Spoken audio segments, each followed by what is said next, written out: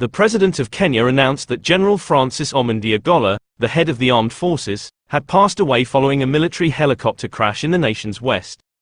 11 additional military men were on board the chopper with General Ogolla, the highest-ranking military commander in Kenya.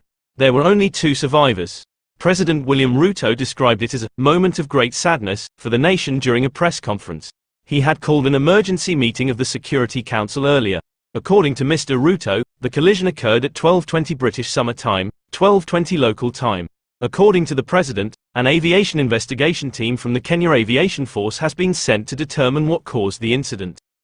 The crash occurred in Elgeyo Marakwet County, some 400 kilometers, 250 miles, northwest of Nairobi, the country's capital.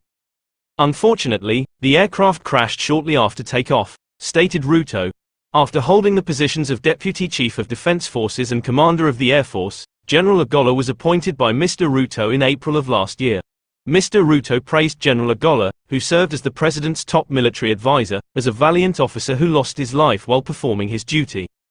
Our motherland has lost one of her most valiant generals, gallant officers, servicemen and women, Mr. Ruto stated to the people.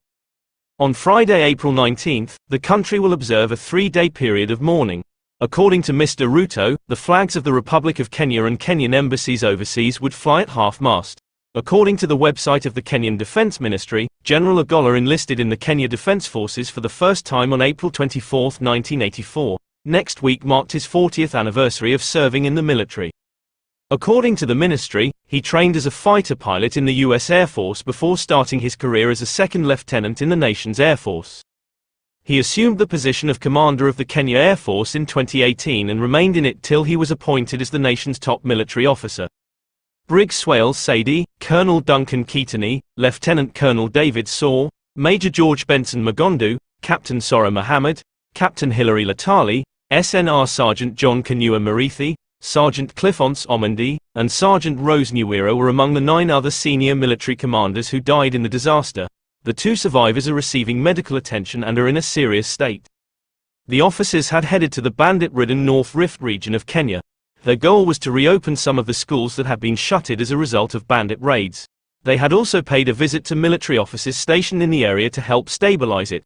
This is the second time in 3 years that a helicopter accident in Kenya has claimed the lives of at least 10 military officers. In June 2021, a helicopter crash outside Nairobi's capital claimed the lives of at least 10 troops.